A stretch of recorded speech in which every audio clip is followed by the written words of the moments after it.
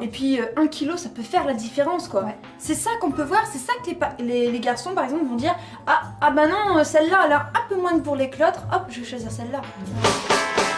Il est très important pour elles d'avoir un corps identique jusqu'à l'énorme tatouage qu'elles se sont fait faire sur le flanc. Il y a 2 inscriptions en grec ancien, c'est marqué Didymos Einai, donc c'est le fait d'être jumeaux. Ou jumelles. Ouais, voilà, ou jumelles. C'était logique, en fait, qu'on ait chacune le même tatouage. C'était vraiment pour dire, voilà, en plus on a marqué le fait d'être jumeaux, donc on voulait vraiment que ce soit marqué, quoi, ouais.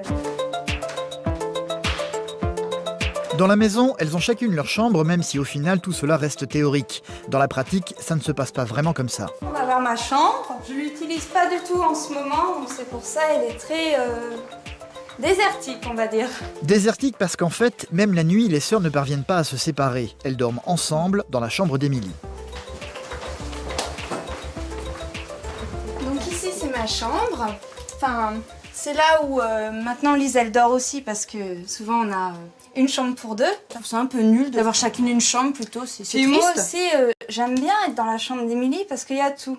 La carte des États-Unis là, c'est parce qu'on adore Supernatural. Et donc dès que l'histoire se passe dans une ville, on met un petit pin. Si par exemple j'ai mis le petit pins de l'épisode 1, c'est à Lise de mettre le petit pins de l'épisode 2. Hein. Ce serait pas logique que moi je plante les 3 premiers et qu'après Lise ait le droit d'en planter un autre. Donc il faut vraiment que ce soit équitable, quoi. Si j'ai planté 20 pins, Lise elle va planter 20 pins. Et si on a 21 épisodes, ben on le fait à 2. On met à 2, tac.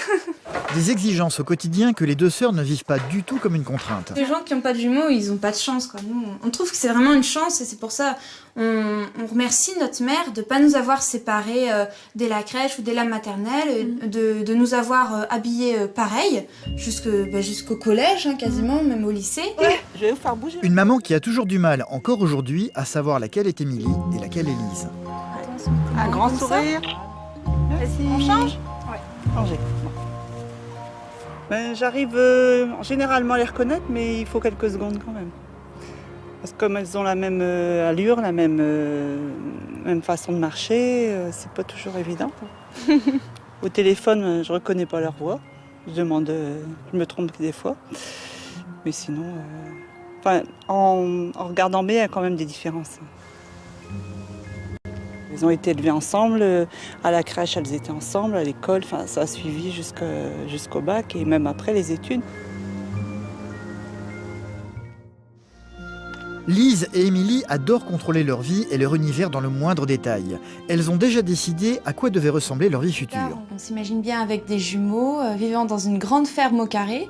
Canapé. Une ferme dont elles ont déjà dessiné le plan. Donc ma chambre serait plutôt ici. Ouais ?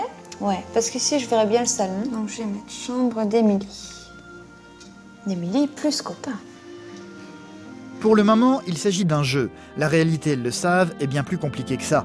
Elles ont 24 ans et sont toujours célibataires tout simplement parce qu'elles ne conçoivent pas de vivre des choses l'une sans l'autre. Je crois que jamais j'aimerais un homme plus que j'aime Lise, quoi. Émilie, ouais, elle est à moi, quoi. Même si elle se marie plus tard, je sais qu'elle m'appartiendra toujours. Ouais, c'est vrai qu'il La seule solution pour Lise et Émilie, c'est donc de trouver des jumeaux qui devront leur plaire à toutes les deux. Tous les week-ends, elles ont pris l'habitude de sortir danser pour s'amuser, mais aussi dans l'espoir de trouver les perles rares. C'est ce qui est prévu ce soir. Alice, leur meilleure amie,